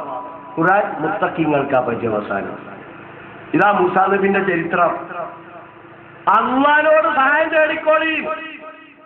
ഫറോവയുടെ കിരാത പീഡനങ്ങളിൽ നിന്ന് രക്ഷപ്പെടാൻ ലാ ഇലാഹ ഇല്ലല്ലാഹ് അംഗീകരിച്ചതിന്റെ പേരിൽ ഓരാ അവരുടെ മറുപടി നോക്ക്. ഊദീനാമിൻ കബുലൻ തൽക്കിയന വമിൻ ബഅദി മാ ജീതന. നീ വരുന്നതിന്റെ മുമ്പും വന്നതിന് ശേഷവും ഞങ്ങൾ പ്രയാസപ്പെടുന്നു, ഞങ്ങൾ ശിക്ഷ അനുഭവിക്കുന്നു. അവിടെ മൂസാ നബിയുടെ മറുപടി അസാ റബ്ബുക്കും മയ്യുഹ്ലിക അദുവക്കും, നിങ്ങളുടെ ശത്രുവിനെ അല്ലാഹു നശിപ്പിച്ചേക്കാം. വയസ്തഖ്ലിഫക്കും ഫിൽ അർളി, ഭൂമിയിൽ നിങ്ങൾക്ക് ആധിപത്യം നൽകും. ഫയൻദുറ കൈഫ തഅമലൂൻ, എന്നിട്ട് എങ്ങനെയാണ് നിങ്ങൾ പ്രവർത്തിക്കുന്നതെന്ന് ആ പടച്ചവൻ വീക്ഷിക്കുകയും ചെയ്യും. കണ്ടോ, അല്ലാഹു നിങ്ങൾക്ക് അധികാരം നൽകും. ക്ഷമിച്ചോ, അല്ലാഹുവോട് സഹായം തേടിക്കോ. ആലോചിച്ചിട്ടില്ല. ഈ രീതിയിൽ 916 തൗഹീദ് പറഞ്ഞാണ് ആ സമൂഹത്തെ ഈജിപ്തിൽ നിന്ന് അങ്ങ് കൊണ്ടുപോകുന്നത്. കടൽ കടത്തി കൊണ്ടുപോയി, അറിയോ? എന്നിട്ടാണ് അവിടെയാണ് പശുക്കുട്ടി ഉണ്ടാവുന്നത്. നിങ്ങളിവിടെ ഈജിപ്തിൽ നിന്ന് പശുക്കുട്ടിയെ വാങ്ങിയിട്ടില്ല, പറഞ്ഞിട്ടില്ല എന്നൊക്കെ പറയാൻ. ഈജിപ്തിലാ പശുക്കുട്ടി ഉണ്ടാവുന്നത്, ഈജിപ്തിൽ പോയതിനു ശേഷം. അതുകൊണ്ടാണ് പശുക്കുട്ടി അവിടെ എതിർക്കേണ്ടി വന്നത്. സാമിരി ഉണ്ടാക്കിയ പശുക്കുട്ടിയെ മൂസാ അലൈഹിസ്സലാം തൗറാത്ത് വാങ്ങാൻ പോയപ്പോൾ ഇപ്പൊ എല്ലാ മേഖലയിലും മൂസാ അലൈഹിസ്സലാം മറ്റുള്ള എല്ലാ പ്രവാചകന്മാരെയും പോലെ അടിസ്ഥാനപരമായി തൗഹീദ് തന്നെയാ പറഞ്ഞിട്ടുള്ളത്. അന റബ്ബുക്കുമുൽ അഅ്ല എന്ന് പറഞ്ഞ ആ ഫറോവയെ ആരാധിച്ചിരുന്ന സമൂഹത്തിൽ നിന്ന് അവരെ മോചിപ്പിച്ചെടുത്ത് ലാ ഇലാഹ ഇല്ലല്ലാഹിലേക്ക് കൊണ്ടുവന്നു. ആസിയ റളിയല്ലാഹു അൻഹ വിശ്വസിച്ചു. നോക്കൂ നിങ്ങൾ, ആസിയ റളിയല്ലാഹു അൻഹ എന്താ സാമ്രാജ്യത്വ വിരുദ്ധ പ്രതീകമായിട്ട് നിങ്ങൾ ആസിയ റളിയല്ലാഹു അൻഹയെ അവതരിപ്പിക്കാത്തത്? കുറച്ചേ ഞങ്ങളതും അവതരിപ്പിക്കുമല്ലോ. വായനയുടെ ഇസ്ലാമിക മാനം. ശബാബ് വാരിക, പുടവ കുടുംബമാസിക. ഇസ്ലാമിക വിഷയങ്ങളിൽ പ്രമാണബദ്ധമായ ലേഖനങ്ങൾ, കാലിക പ്രശ്നങ്ങളിൽ ശക്തമായ ഇടപെടലുകൾ, ചോദ്യോത്തര പംക്തികൾ, തീവ്രവാദത്തിനും യാഥാസ്ഥികതയ്ക്കും നവയാഥാസ്ഥികതയ്ക്കുമെതിരെയുള്ള ശക്തമായ ചെറുത്തുനിൽപ്പ്. ശബാബ് വാരിക, പുടവ കുടുംബമാസിക. മർക്കസുദ് അവ, ആറം റോഡ്, കോഴിക്കോട്. അത്തൗഹീദ് ദ്വൈമാസിക. ഇസ്ലാമിക വിഷയങ്ങളിൽ പണ്ഡിതോചിതമായ രചനകൾ. പഠന ഗവേഷണ രംഗങ്ങളിൽ ഇസ്ലാമിനെ പരിചയപ്പെടുത്തുന്ന പ്രൗഢമായ പ്രതിപാദനങ്ങൾ. ആധുനിക വിഷയങ്ങളിൽ ലോക മുസ്ലിം പണ്ഡിതന്മാരുടെ അഭിപ്രായങ്ങളും മതവിധികളും. അത്തൗഹീദ് ദ്വൈമാസിക, മലയാളത്തിലെ വേറിട്ട ഇസ്ലാമിക പ്രസിദ്ധീകരണം. അത്തൗഹീദ് ദ്വൈമാസിക, KNM office, Markazudawa, Aram road, Kozhikode. Almanar Hajj cell. പ്രമാണബദ്ധമായ രീതിയിൽ സ്വീകാര്യമായ ഹജ്ജും ഉംറയും നിർവഹിക്കാനൊരു അവസരം. അൽമനാർ ഹജ്ജ് സെൽ, കോഴിക്കോട്. പ്രമുഖ പണ്ഡിതന്മാരുടെ നേതൃത്വം, പരിചയസമ്പന്നരായ വളണ്ടിയർമാരുടെ സേവനം, ഹറമിനടുത്ത് താമസം, മക്കയിലും മദീനയിലും ചരിത്രപ്രസിദ്ധമായ സ്ഥലങ്ങളിൽ സന്ദർശനം, മലയാളികൾക്കിണങ്ങിയ ഭക്ഷണ താമസ സൗകര്യം, ചികിത്സാ സൗകര്യം, പഠന ക്ലാസുകൾ. Al Manar Hajj cell, Markazuddawa, Aram road, Kozhikode. Phone 0495402037 1.